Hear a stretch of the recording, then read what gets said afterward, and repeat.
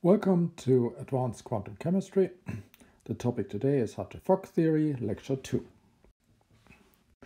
In the last lecture you heard that the Hartree-Fock equations, which I've written up here, with the Fock operator as we defined in the last lecture, acting on a spin orbital psi, gives back the spin orbital psi multiplied by a constant epsilon I, which we call the orbital energy. So this Hartree-Fock equation is, since we have an operator acting on a function and we get the function back, is an eigenvalue problem. So when we solved this equation and we got the functions which fulfill this equation, meaning which are functions which are eigenfunctions to this Fock operator, this means that the best spin orbitals, which are the function which we want to get as solution to the Hartree-Fock equations, are actually the eigenfunctions of that Fock operator. And as the eigenvalues of the Fock operator, we get orbital energies. Now, an eigenvalue problem with this one has many solutions, and actually, to be more precise, the Fock operator has infinitely many eigenfunctions and eigenvalues. And the n spin orbitals with the lowest energies, those are the ones we are going to use for our Hartree-Fock determinant. And since we use them in the Hartree-Fock determinant for the ground state energy, we call them the occupied orbitals. And the usual notation which we use is, for occupied orbitals, we use indices I, J, K, L, M. All the other spin orbitals, they are unoccupied. They're also sometimes called virtual orbitals. And we use the indices A, B, C, D, E, F, and so forth for those virtual orbitals. One object which we're going to meet later on again is the so-called Fock matrix. So this is a matrix, obviously, and as elements in the matrix we have integrals over the Fock operator. And in general these can be different kind of functions which we use to calculate those integrals. But for example, if we take the spin orbitals up there, which we obtain a solution to the Hartree-Fock equations, which are, as we discussed before, which are then eigenfunctions of this Fock operator. So if we use those functions and calculate integrals over the Fock operator, here with, for example, two different spin orbitals, I and J, and if we put these integrals as elements in this Fock matrix here, then we can easily show that this Fock matrix is actually diagonal.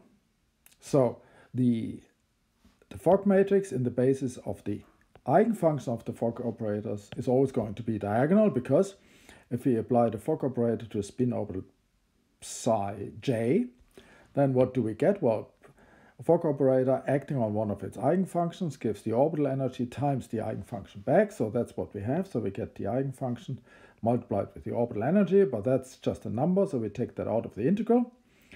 And remember from the first lecture, we had as one of the conditions for deriving the Hartree-Fock equations that the spin orbitals have to be orthogonal, or to be more precisely orthonormal. So this inner product or this overlap integral of two spin orbitals is just a Kronecker delta, so it's equals to 1 if it's the same spin orbital, so I is equal to J, or it's equal to 0 if I is different from J.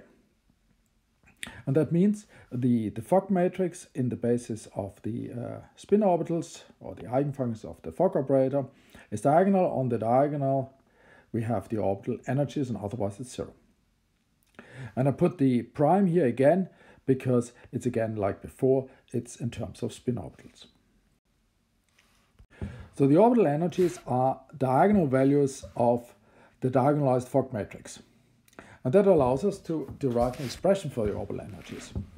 So a general orbital energy epsilon p, which is the Fock matrix element where I have twice the spin orbital psi p.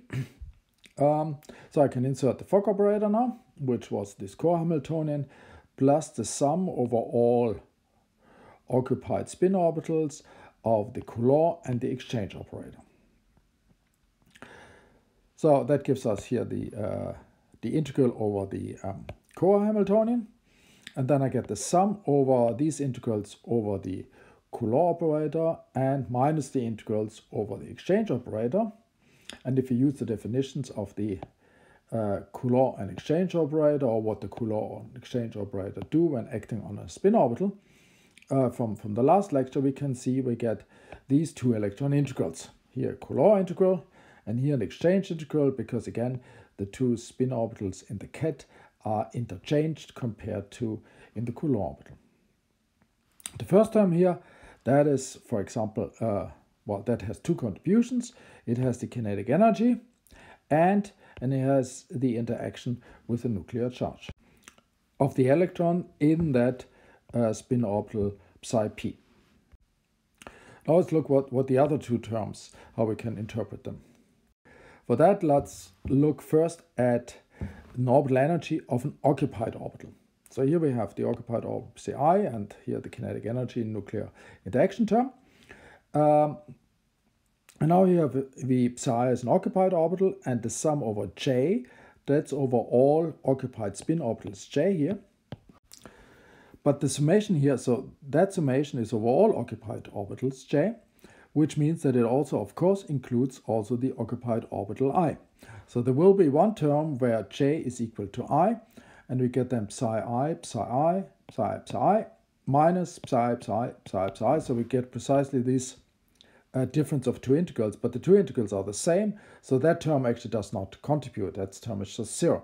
So we might as well write it here as a sum over all occupied orbitals j, with the exception of the occupied orbital I, because the contribution of that is 0. So if you want to look at that, I mean, remember that these Coulomb exchange integrals are the averaged inter-electronic interaction, so the average electron-electron repulsion.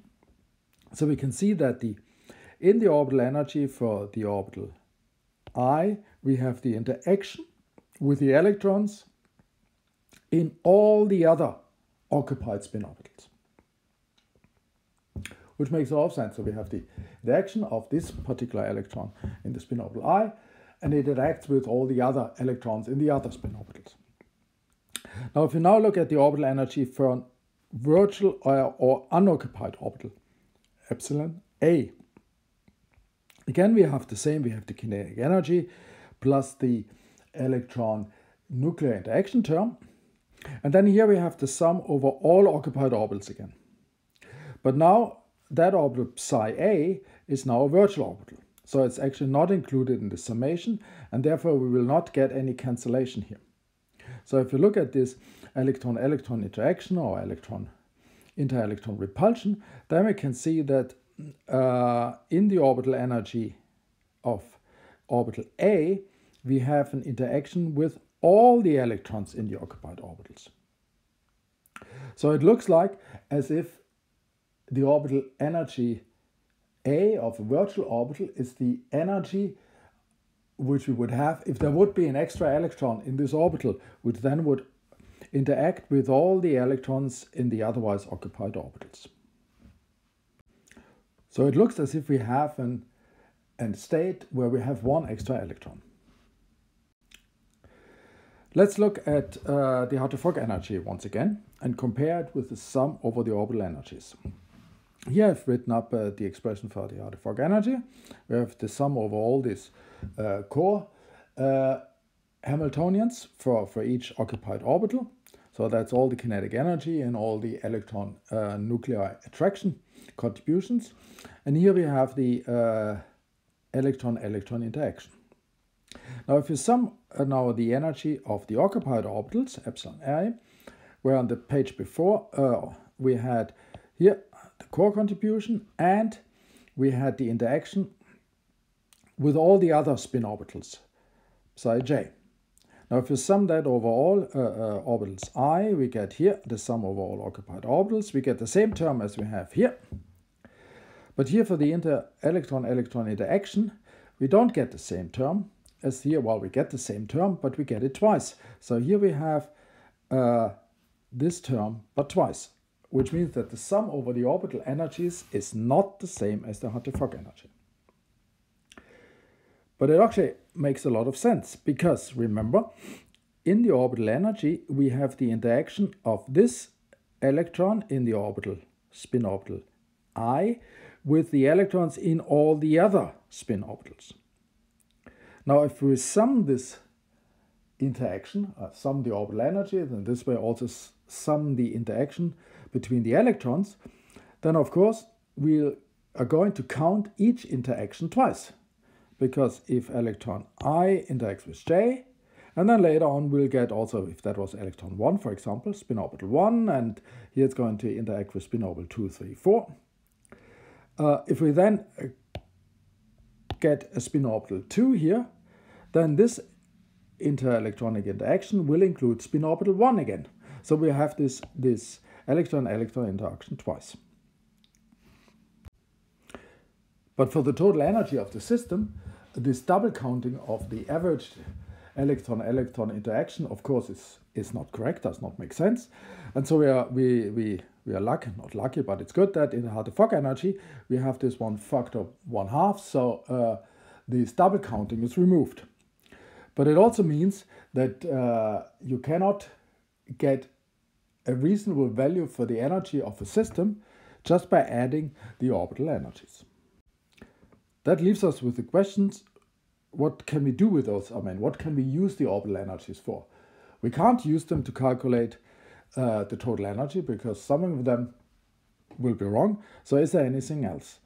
And I'm going to answer that in the next lecture.